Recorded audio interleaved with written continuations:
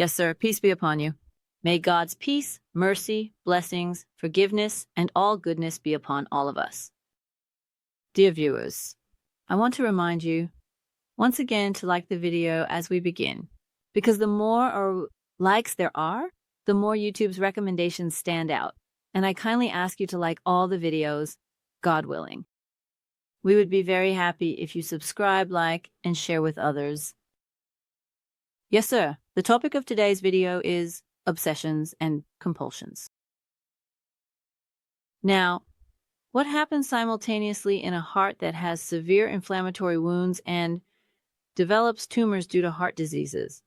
My dear friends, what we call obsessions are thoughts, doubts, and delusions that come to mind repeatedly and are difficult or impossible to control.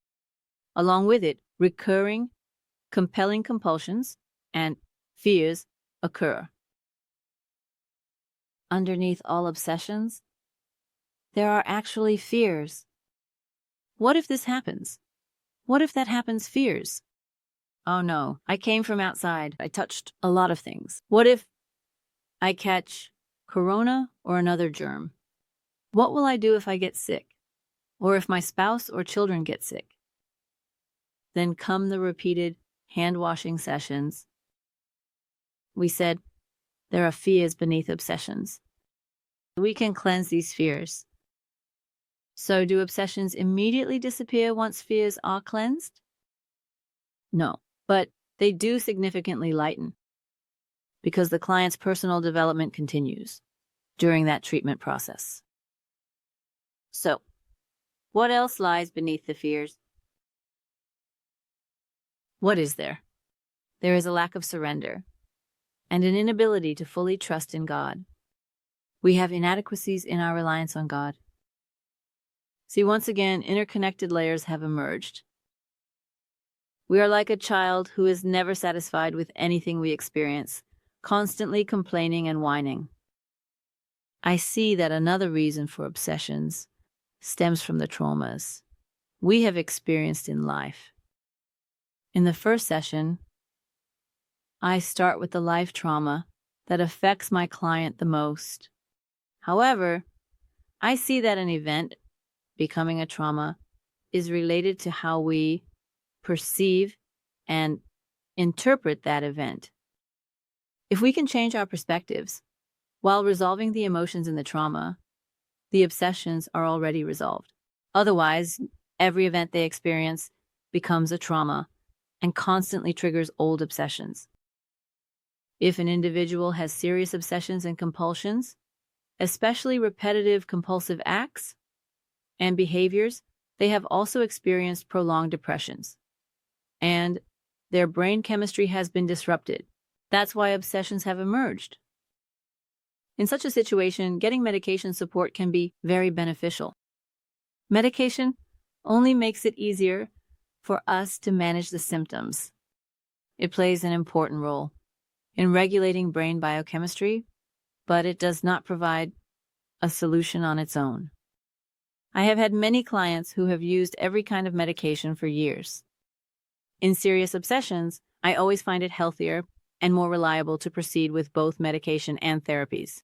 The goal is to get rid of both the symptoms and the medications. We can only achieve this through therapies.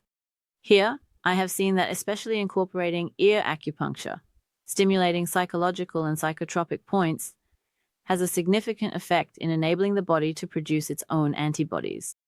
Additionally, I have persistently encouraged the client to support the increase and regulation of brain chemicals through exercise.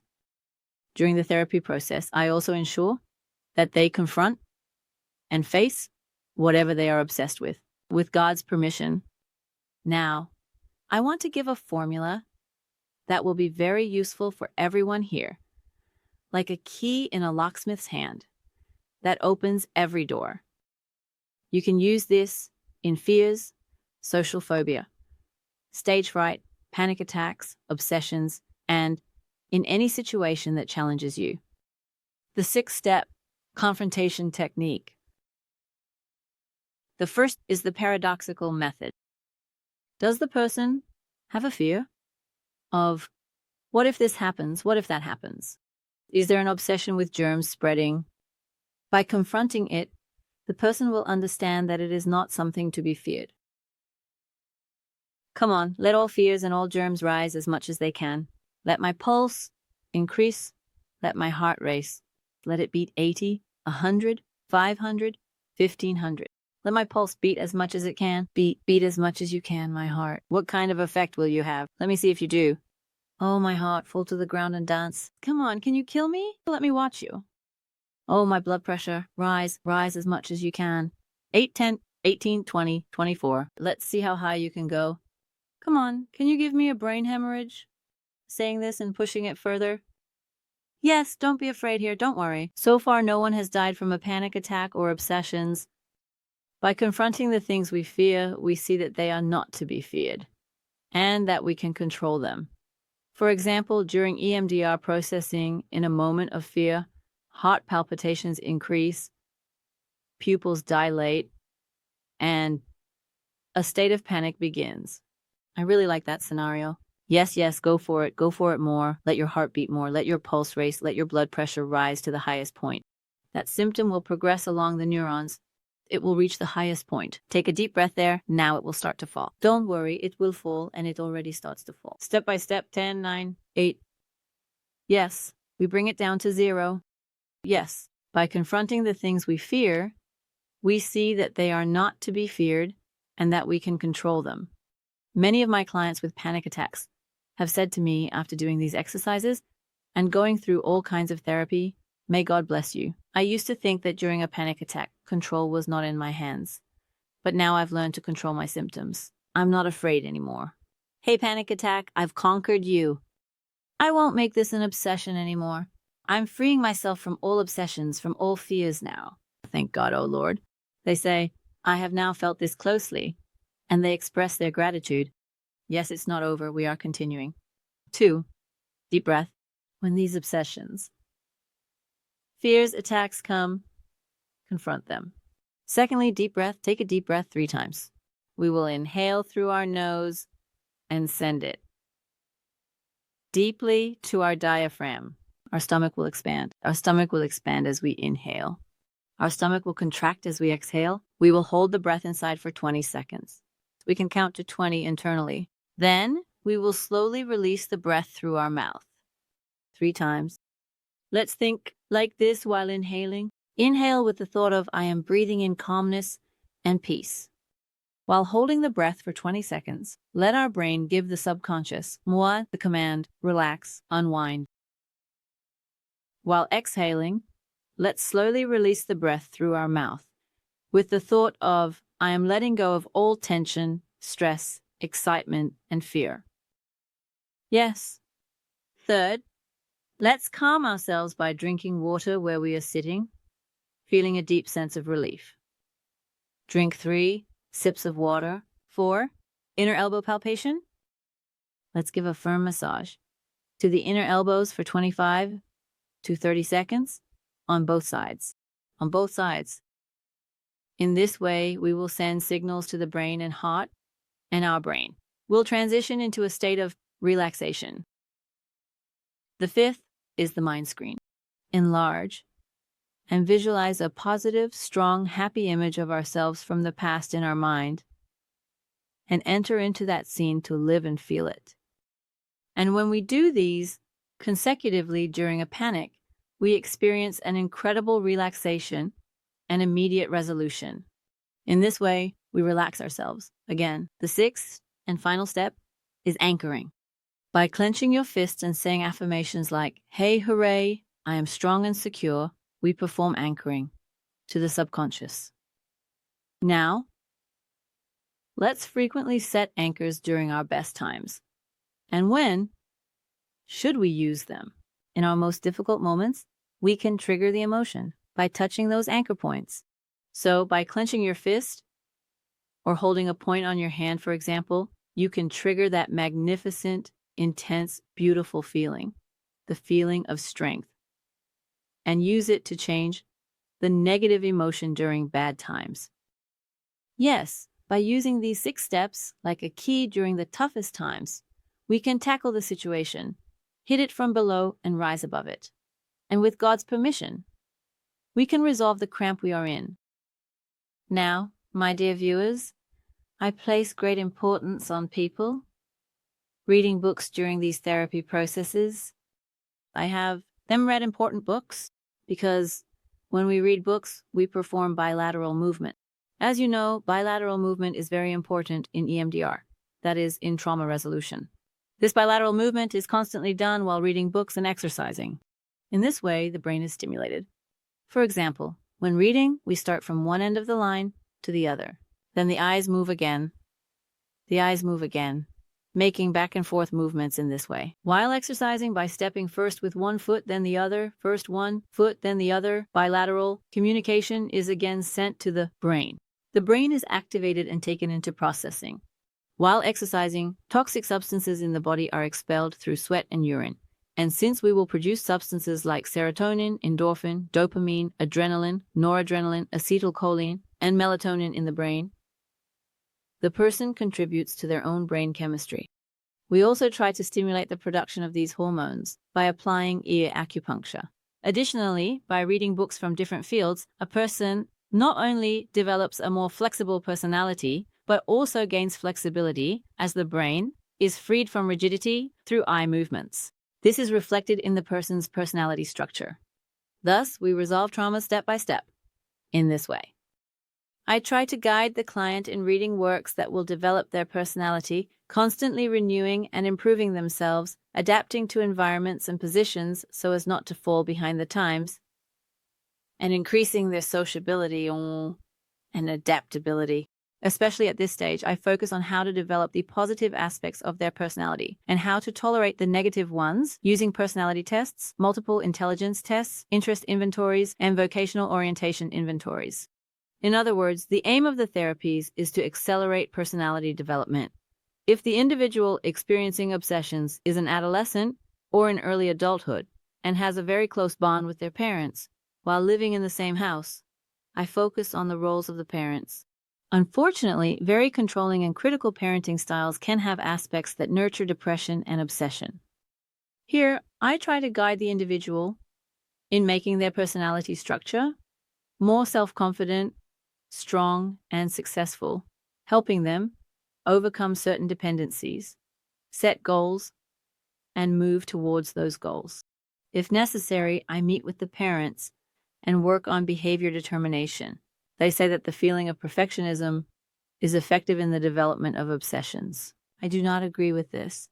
Well, in the 90th verse of Surah An-Nahl, Allah says, "Do what you do beautifully." Allah loves those who do beautifully, He commands. So, only excessive perfectionism is harmful. What do? As servants, we try to do the best we can, and we leave the outcome to Allah. This is the fundamental characteristic of those who advance in science and art, and it brings success to a person. In obsessions, it is necessary to work specifically on developing the client's willpower. I emphasize this a lot. Perfectionist people have strong wills. Willpower exercises are very useful. It is very important for a person to keep the promises they make to themselves and to do what needs to be done, not lying to themselves. Since one's own life is the greatest trust given to them, it is of utmost importance not to procrastinate, to be organized in their work, and not to postpone their life. The saying, procrastination is from Satan, and those who procrastinate are doomed, should also be made a guide in one's life. With regular hypnosis sessions, they will clear out subconscious negatives and instill positives, enhancing their self-confidence, willpower, and zest for life. It is also very important to use deep breathing techniques, relaxation exercises, and positive affirmation patterns. And especially before going to bed, by doing these exercises and putting themselves into hypnosis, repeating those suggestions over and over before falling asleep, they ensure that all those positive suggestions settle into the subconscious. If they start the day with those strong suggestions upon waking up, they can continue their life in a much more positive, strong, and happy way. Yes, everything I have mentioned is currently available on our channel. From hypnosis to breathing techniques, everything is there. Now, I especially recommend that people with hand-washing obsessions avoid using bar soap. In other words, I do not recommend bar soap at all. Because what do my clients do? They rotate the soap in their hands for hours and complete a count. And I had clients who would finish a bar of soap in one day. And thankfully, they have gotten rid of these habits. Instead, I will take liquid soap once, put it in my palm, lather it up, thoroughly soap my hands, and then remove my hands from under the faucet. Now my hands are clean, perfectly clean. I will say, okay, and feel it. So far, we have done the same behavior a million times. We kept washing our hands over and over again. What happened? The brain wanted more and more as it kept doing it. In that case, I will stop. When negative thoughts attack, I will either confront them, as I described above, or I will notice the thoughts and allow them to flow out of my mind. Meanwhile, I will continue to take deep breaths. Here, I can also do short meditations with soft, gentle music. Yes, let me also express the following regarding obsessions. I had clients who couldn't leave the bathroom for hours while taking ablution for prayer or a full-body ritual wash, missing the times for morning or other prayers. In that case, by keeping track of time and setting a timer, I can perform my ablution for prayer in no more than 3 to 5 minutes.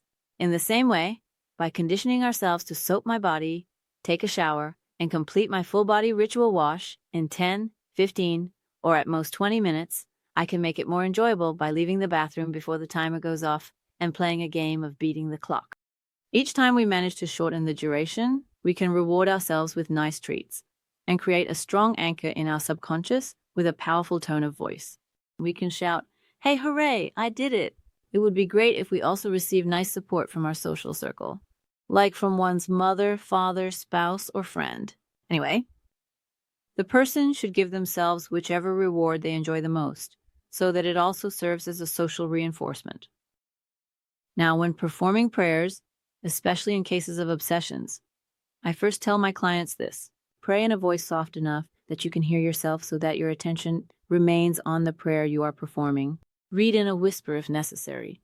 You can also read a bit louder. If you get confused about the number of units in prayers, for example, according to Islamic jurisprudence, you should act according to what you believe to be most likely. For example, if in a 4-unit prayer, you are made to doubt whether you have prayed 3 or 4 units, if you think you have prayed 3, you complete it to 4. If you think you have prayed 4, you can finish your prayer and give the salutation. Especially when performing their obligatory prayers, they should not repeat them multiple times, even if they feel it wasn't done properly. We will say, "My prayer conformed to one of the 4 schools of thought and is valid," and we will never repeat it.